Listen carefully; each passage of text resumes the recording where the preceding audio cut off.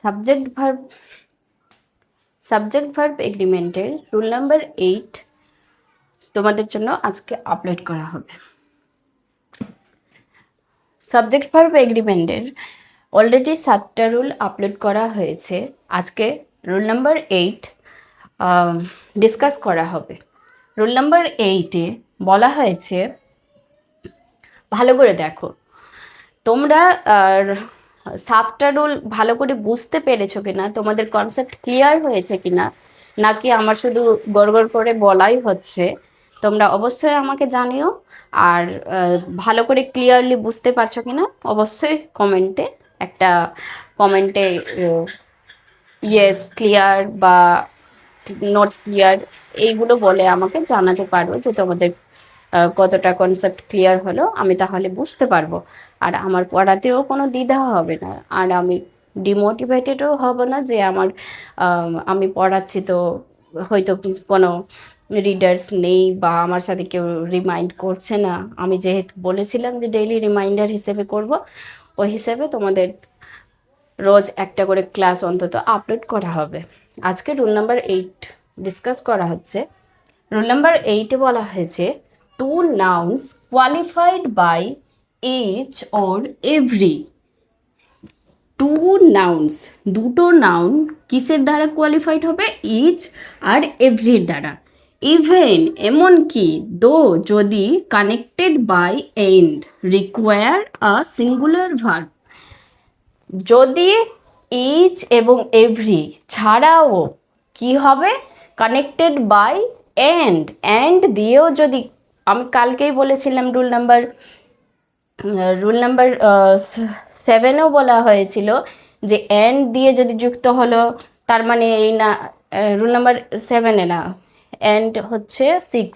হ্যাঁ, rule number 6-এ বলা হয়েছিল যে এন্ড দিয়ে যুক্ত হলো, তার মানে আমরা ভাবলাম যে এটা প্লুরাল হয়ে গেল, দুটো হয়ে গেল, তা না।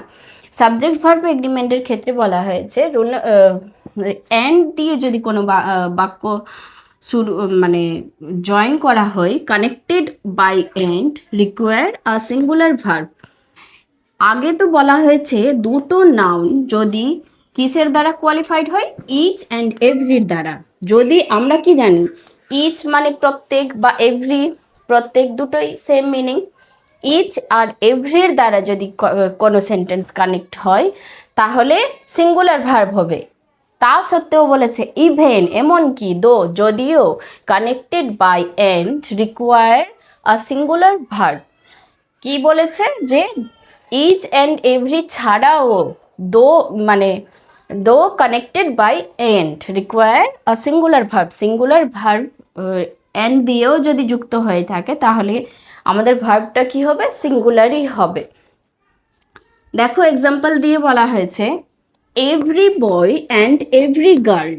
দেখো এইটুকু আগে ক্লিয়ার করো, every boy and every girl and দিয়ে যুক্ত হয়েছে, আর তার সাথে এভরিও দেওয়া আছে, এভরি বয় এভরি গার্ল। আমরা এখানে তো এভরি মানে অনেক অনেক বোঝা, মানে আমরা বুঝতে পারছি কি হয়তো অনেকটা ছেলে অনেকটা মেয়ে আছে এখানে, কিন্তু না। দেখো সাবজেক্ট ভার্ব এগ্রিমেন্টের ক্ষেত্রে বলা হয়েছে রুল নাম্বার 8-এ বলা হয়েছে যে two nouns qualified by each or every দিয়ে যদি কানেক্টেড হয় বাই, আর তার সাথে কি অ্যান্ডও যদি থাকে তো সিঙ্গুলার ভার্ব হবে।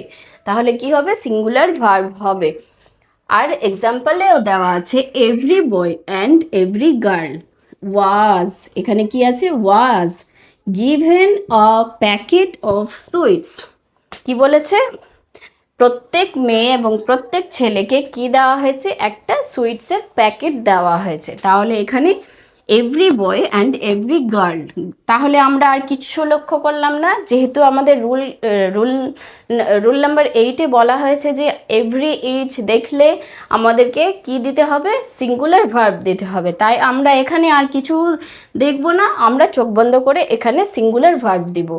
যেহেতু এটা পাস্ট টেন্সে বলা হয়েছিল, গিভেন বলা হয়েছে, তাই এখানে কি হয়েছে? ওয়াজ হয়েছে। যদি প্রেজেন্টে থাকতো তাহলে ইজ হতো।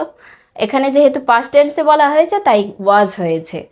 বোঝাতে পেরেছি? আশা করি এইটুকু ক্লিয়ার হয়ে হবে।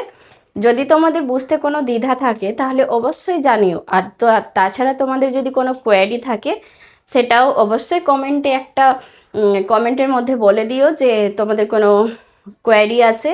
যদি কোনো কোয়েরি থাকে বা কোনো কোনো কোয়েশ্চেন থাকে তাহলে তোমরা বলতে পারো। আর ভুল ত্রুটি মার্জনীয়। আর thank you for the watching. Thank you.